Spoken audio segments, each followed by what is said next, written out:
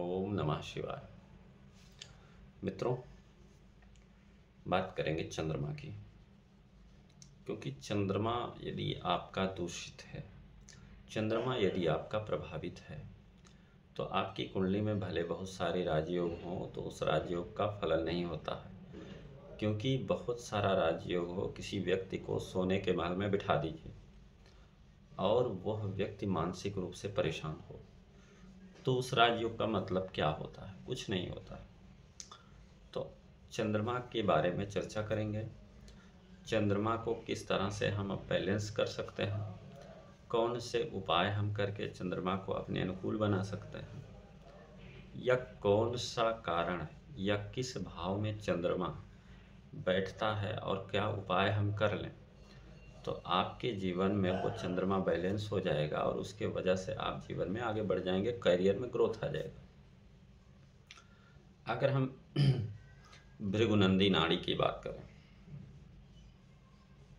तो जो मून है यानी कि चंद्रमा, उसको फास्ट मूविंग प्लेनेट कहते हैं, यानी कि यात्रा का कारक ग्रह कहते हैं।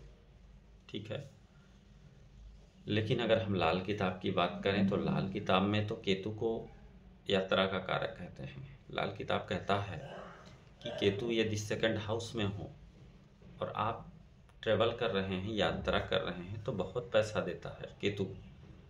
लेकिन हम लाल किताब तो कर नहीं रहे हैं, हम कर रहे हैं भृगुनंदी नाड़ी। ठीक है, कहते हैं कि ट्रांसफ़र वगैरह के लिए भी इन्हीं प्लैनेट्स को जिम्मेदार मानते हैं।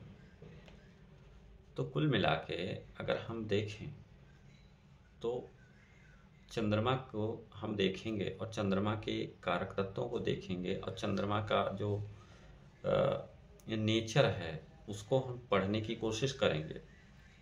तो जो लोग इस वीडियो को देख रहे हैं, आपको ये वीडियो लास्ट तक देखनी है, क्योंकि यह वीडियो अगर आपको समझ में आ गई, आपको अच्छी लग रही है, तो इसको आप लाइक करना मत भूलिएगा। चैनल को भी सब्सक्राइब करिए, क्योंकि ज्ञान की बातें, महत्वपूर्ण बातें जीवन में कभी नुकसान नहीं पहुंचाती हैं, सिवाय लाइफ में ग्रोथ के ही। अब हम समझते हैं कि ट्रैवलिंग का घर क्या होता है। अगर हम ट्रैवलिंग के भाव की बात करें तो जो थर्ड हाउस होता है वो ट्रैवल का होता है। और अगर हम प्लैनेट की बात करें तो चंद्रमा जो होता है मूवमेंट का प्लैनेट होता है। अब हमें या तो घर की ऊर्जा को बैलेंस कर लेना है, या फिर ग्रह की ऊर्जा को बैलेंस कर लेना है, या कनेक्ट कर लेना है। अगर हम उसकी ऊर्जा को कनेक्ट कर लेते हैं तो वह प्लैनेट जो है, जो हमारा चंद्रमा है, जो इम्बैलेंस था, जिसकी वजह से हमको मानसिक परेशानियां थी, माता को कष्ट था, संबंधों में समस्याएं थीं, मन विचलित था, वो हमारा मन विचलित हो जाएगा, विचलित होने से बच जाएगा और हम अच्छे से कोई कार्य कर पाएंगे। तो इस वीडियो को पूरा देखिए। जैसे शनि और चंद्रमा की जब युति होती है तो क्या होता है, तो जब व्यक्ति ट्रेवल करेगा, यात्रा करेगा, तो उसका कैरियर बहुत अच्छा होगा। क्योंकि शनि क्या है? कर्म है। चंद्रमा क्या है? यात्रा है। यात्रा में अगर कर्म जुड़ गया या कर्म में यात्रा जुड़ गई तो आपके ग्रहों की युति के अनुसार, यानी कि शनि चंद्रमा की जो युति है विष योग, वो आपके लिए अमृत हो जाएगा। ठीक है, यदि आप व्यापारिक गतिविधियों के लिए जा रहे हैं और चंद्रमा आपका 3, 7, 11 में है, थर्ड हाउस पराक्रम का, 7th हाउस आपके व्यवसाय का, व्यापार का, और 11th हाउस आपके लाभ का, तो यात्रा आपकी बढ़ रही है तो आपकी व्यापारिक गतिविधियों के लिए अच्छा रहेगा, बिजनेस के लिए बहुत अच्छा रहेगा यह यात्रा। ठीक है, यदि आप एस्ट्रोलॉजी कर रहे हैं और समस्याएं आ रही हैं, ग्रोथ नहीं हो पा रहा है, आपके जीवन में क्लाइंट नहीं आ पा रहे हैं, तो आपको भी यात्रा करनी चाहिए। लेकिन अगर चंद्रमा आपका 2, 6, 10 में है, दूसरा घर धन का है, छठा घर सेवा का है और 10वां घर आपके कर्म का है, तो काम के चलते यदि आपको ट्रैवलिंग करना हो तो आपके लिए बहुत अच्छा होगा। और जो आप बिना यात्रा के विचलित हो रहे हैं, और अगर आप काम के लिए यात्रा करेंगे तो आपका माइंडसेट भी बढ़िया हो जाएगा, मन भी बहुत अच्छा हो जाएगा, क्योंकि जो बेचैन रहता है वो अच्छा हो जाता है। ठीक है, तो सबसे पहले क्या होता है कि अब यात्रा भी करनी, कोई कभी लोग पूछते हैं कि आप यात्रा तो कह रहे हैं लेकिन किस दिशा में यात्रा करनी है, तो पर्टिकुलर व्यक्ति की कुंडली देख के वो दिशा बताई जा सकती है कि आपको किस दिशा में यात्रा करें तो लाभ होगा। जैसे किसी व्यक्ति को पश्चिम जाना है और उसकी यात्रा का जो डेस्टिनेशन है वो पूरब में है, तो आप यात्रा कहेंगे कैसे करें, तो आपको जो है पहला कदम पश्चिम की दिशा में रखना है, उसके बाद आप जाएं। ठीक है, यदि थर्ड लॉर्ड 10th हाउस में है तो व्यक्ति के कार्य क्षेत्र में स्थिरता आती है। और कब आएगी, जब व्यक्ति जितनी यात्रा करेगा उतनी कार्य क्षेत्र में स्थिरता आएगी। यदि थर्ड हाउस 7th में है, थर्ड लॉर्ड 7th में है, तो व्यक्ति का ट्रेवल उसके व्यवसाय में वृद्धि करेगा, उसके बिजनेस को बढ़ाएगा, उसके बिजनेस में ग्रोथ करेगा।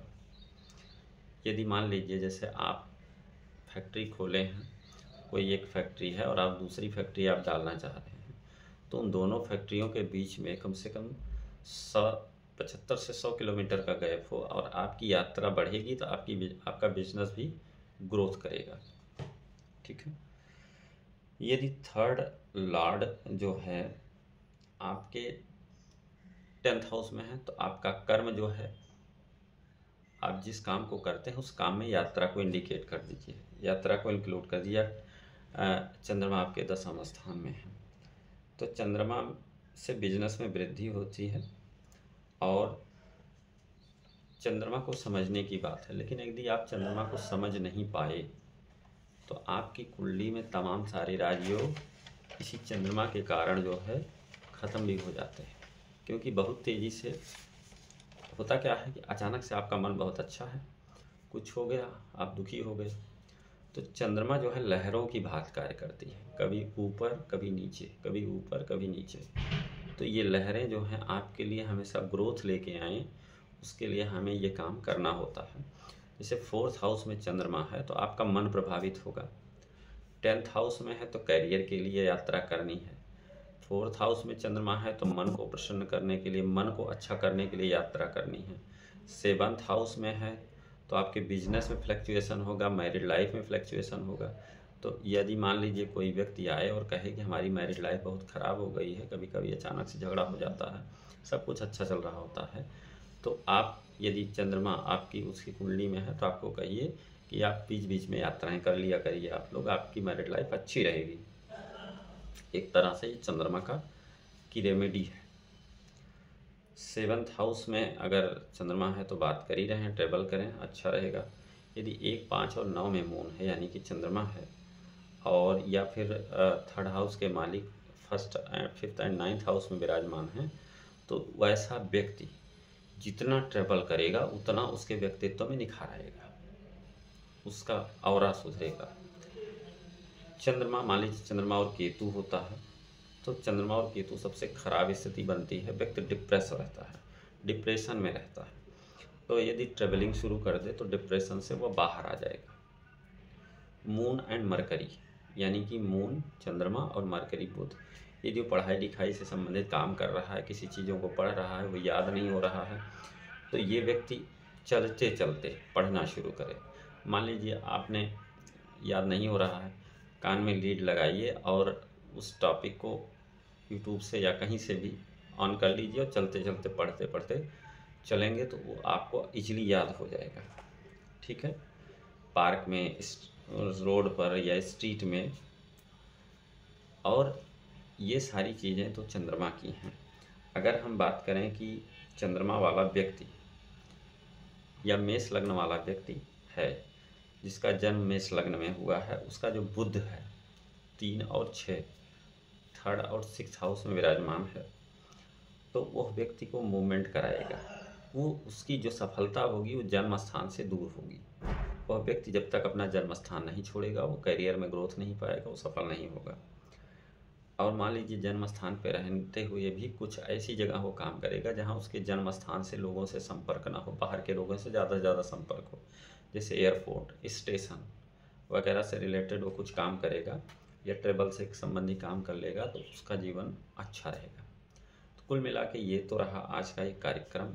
ये कार्यक्रम आप लोगों को कैसा लगा इसके बारे में बताइएगा, और यदि अच्छा लगा तो चैनल को सब्सक्राइब कर लीजिए, लाइक भी कर लीजिए और ऊपर लोगों तक पहुंचाइए जिनको इस तरह के कार्यक्रमों की ज़रूरत है।